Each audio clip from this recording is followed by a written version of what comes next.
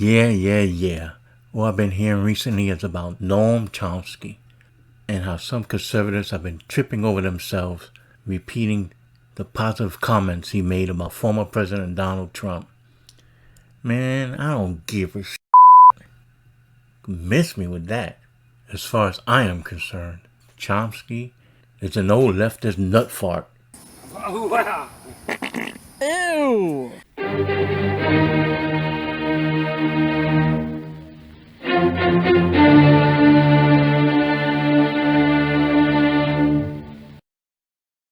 Well, howdy, folks. Glad you could join me again, your friendly neighborhood watchman. And today I'll be talking about Noam Chomsky, the noted linguist.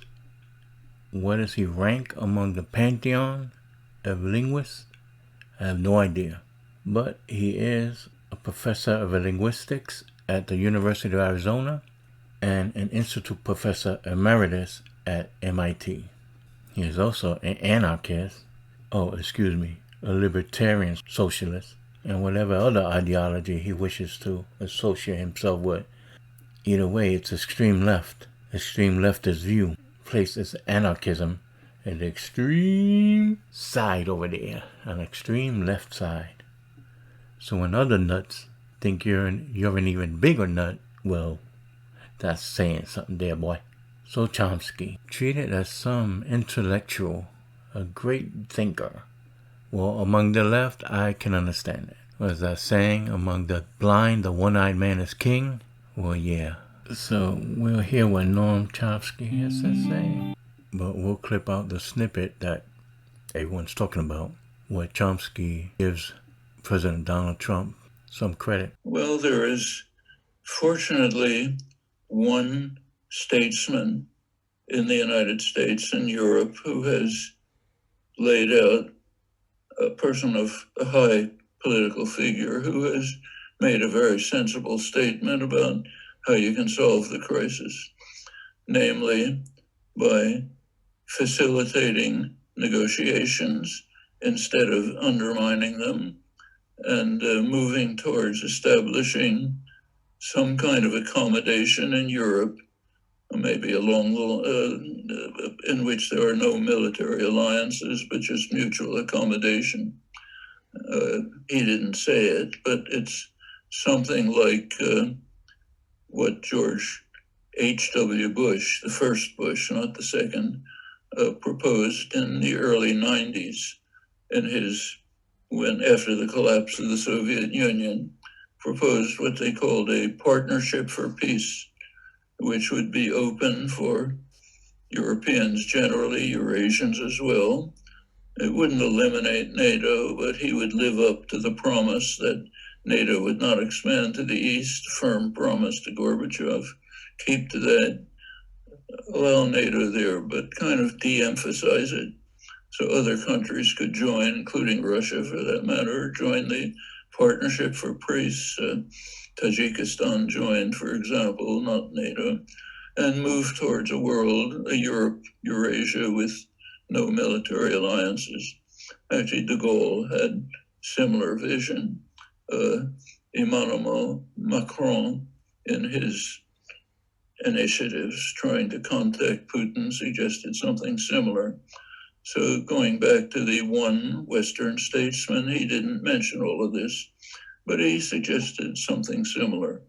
Move towards negotiations and diplomacy instead of escalating the war.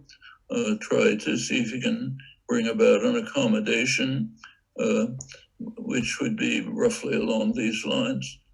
His name is Donald J. Trump, the one statesman I know of in the West. Not my favorite person, incidentally.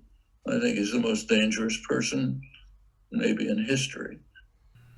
That's because you're an idiot. I don't care how many accolades you have. The most dangerous man. Not the most dangerous man alive, but in history, people. He didn't invade a country like Putin did, or Hitler in the past, or Stalin for that matter. Didn't starve his people like Mao back in China, where there were instances of people eating children after they had died from starvation. I heard where neighbors would exchange their dead children so they will have something to eat that wasn't their own. So this is why I can't take this guy seriously, or someone like him, or the left promotes as an intellectual. He's giving him a compliment on one hand, then goes to say he's the most dangerous man in history. In history, people. I mean, I think it's stupid just saying he's the most dangerous man, a dangerous man, period. Hey, I could say dangerous to the left, but if he was just 5% as bad as this old idiot thinks he is, he would have done something in the presidency. That these people were back in 2016 making these outrageous claims, hyperbole out the ass, with him imprisoning gays and throwing out black Americans. I mean, it's stupid stuff like that. Oh, he's going to start World War III. He's going to have access to the bomb. No. And instead, he was the president that did not start any new wars and was returning our troops back home in a responsible manner, unlike senile corrupt Biden. I mean, so I cannot take, I don't care how many degrees you have, when you make comments like that, ludicrous comments like that, I just can't take you seriously. He has said voting for Trump is worse than voting for Hitler.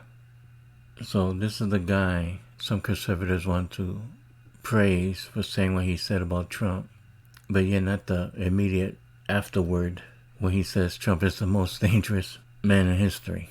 I didn't know Trump caused the death of millions of people in concentration camps. Hitler killed an estimated 6 million Jews during what he called his final solution. That's not counting an estimated 24 million people from the Soviet Union were killed in World War II.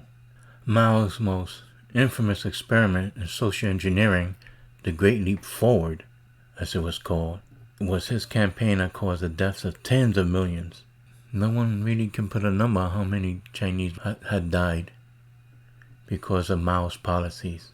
An unexaggerated estimate of about 30 million.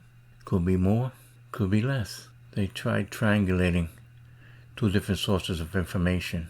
The estimates start in the mid-20 millions and goes up to 45 million.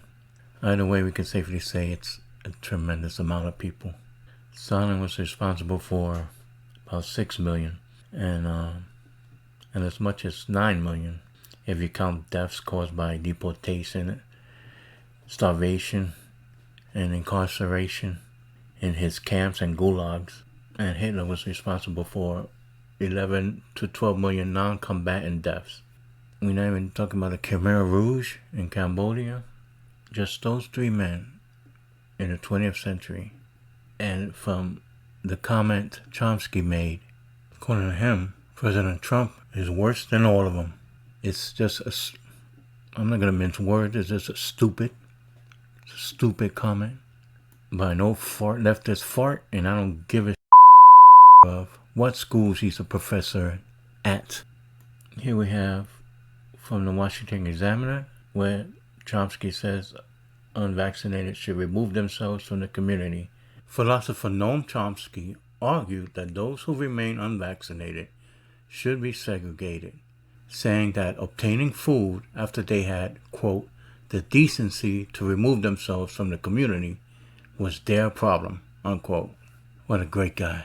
He is Exhibit 1A, that growing older does not necessitate growing wiser. So with that, my friends, I shall wrap this video up. And don't take my word for it. Go do your own objective research. Chairman Mao, Stalin, Hitler, and see if Donald Trump is more dangerous than they were.